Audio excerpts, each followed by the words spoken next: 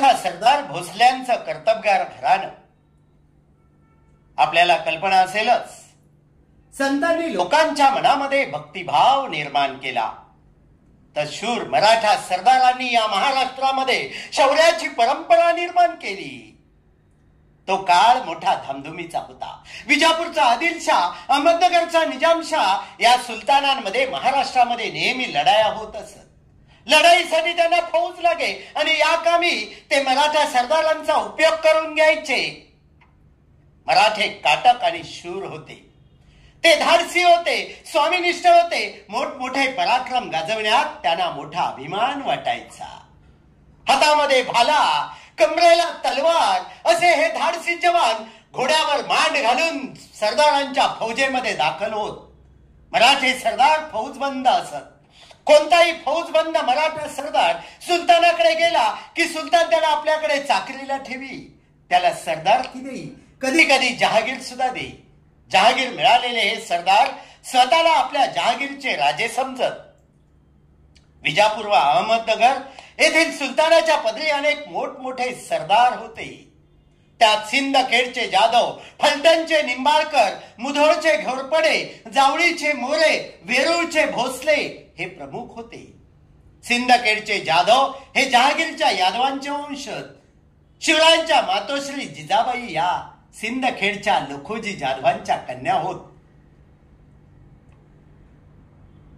हे सारे शूर वीर होते आणि त्यांच्यापैकी अनेकांचे आपापसामध्ये हाडवेल होते. सख्यांसाठी एक होऊन आपण काहीतरी करावं अशी दृष्टी त्यांना नव्हती. त्यामुळे त्यांचं शौर्य यावेळी परक्यांच्या उपयोगी पडायचं. असं असलं तरी महाराष्ट्रातील तरुणांना त्यांनी पराक्रमाची गोडी लावली. त्यांनी अनेक पराक्रमी वीर निर्माण केले. मराठे सरदारांनी महाराष्ट्रामध्ये शौर्य जिवंत ठेवलं. महाराष्ट्रातील या शूर घराण्यापैकी एक घराणं होतं वेरूळचे भोसले घराणे. हे फार पराक्रमी निघाले. सुमारे 400 वर्षापूर्वीची गोष्ट. वेरूळच्या लेण्याजवळील घृष्णेश्वराचं मंदिर मोडकळीस आलं होतं. त्याच्या भिंतींना भेगा पडल्या होत्या. मंदिरातले पुजारी सुद्धा मंदिर सोडून निघून गेले होते. एवढे महान दैवत, पण कोण अवकळा आली होती त्या मंदिरावर. त्या मंदिराकडे पाहून भक्तांना हळहळ वाटे. येणारे जाणारे हळहळत, उसासे टाकत, पण त्याच्या दुरुस्तीचा विचार कोण करतो.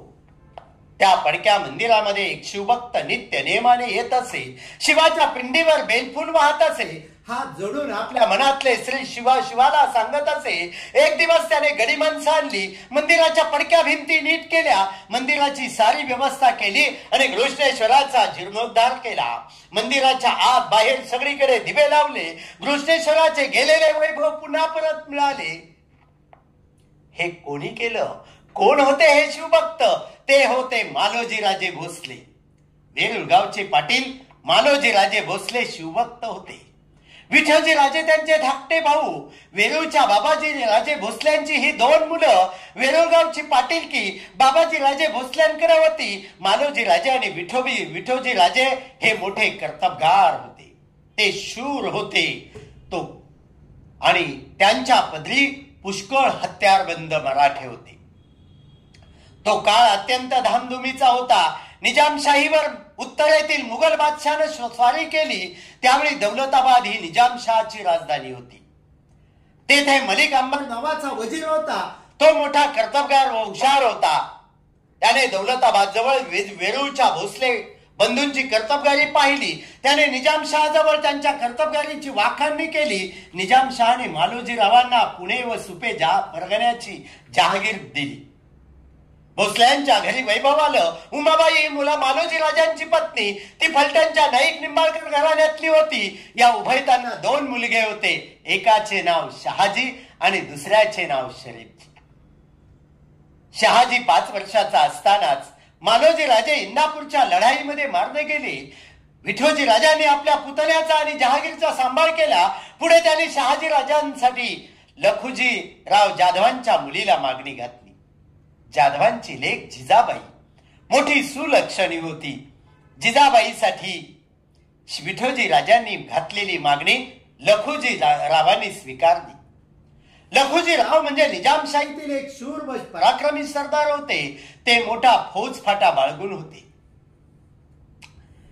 निजामशहाच्या दरबारामध्ये त्यांची मोठी प्रतिष्ठा होती. त्यांनी शहाजीराजे व जिजाबाई यांचा विवाह मोठ्या थाटामध्ये साजरा केला. जिजाबाई भोसले कुळाची लक्ष्मी झाली. निजामशहाने मालोजीरावांची जहागीर शहाजीराजांना दिली. शहाजीराजे पराक्रमी होते. निजामशाही दरबारात त्यांना मोठा मान होता. मुघल बादशहाने ही निजामशाही जिंकायचा बेत केला आणि विजापूरच्या आदिलशहाही त्याला येऊन मिळाला. तेव्हा निजामशाही वाचवण्यासाठी मलिक अंबर व शहाजीराजे निकराने लढले. त्या दोघांनी मिळून त्या दोन्ही फौजांचा पराभव केला. अहमदनगर जवळ भातवडी येथे ही प्रसिद्ध लढाई झाली. या लढाईमध्ये शरीफजी मारले गेले. पण शहाजीराजांनी मोठा पराक्रम गाजवला. त्यामुळे शूरसेन सेनानी म्हणून त्यांचा सर्वत्र लौकिक झाला. दरबारात त्यांची प्रतिष्ठा वाढली. इतकी की खुद्द मलिक अंबरला त्यांच्याबद्दल असूया वाटू लागली. त्यातून उभयतांमध्ये वितुष्ट निर्माण झालं.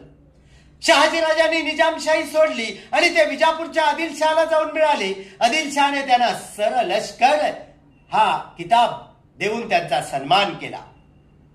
पुढे निजामशाहीमध्ये बऱ्याच घडामोडी झाल्या. मलिक अंबर मृत्यू पावला. त्याचा पुत्र फतेह खान हा मोठा कारस्थानी होता. तो आता निजामशाहीचा वजीर झाला. त्याच्या काळात निजामशाहीला उतरती कळा लागली. मुघलांच्या स्वारीचा धोका निर्माण झाला. त्यातून निजामशाही सावरण्यासाठी निजामशहाच्या आईनं शहाजीराजांकडे परत येण्यासाठी साकडं घातलं. तेव्हा शहाजीराजे आदिलशाही सोडून निजामशाहीत परत दाखल झाले. जय शिवराय.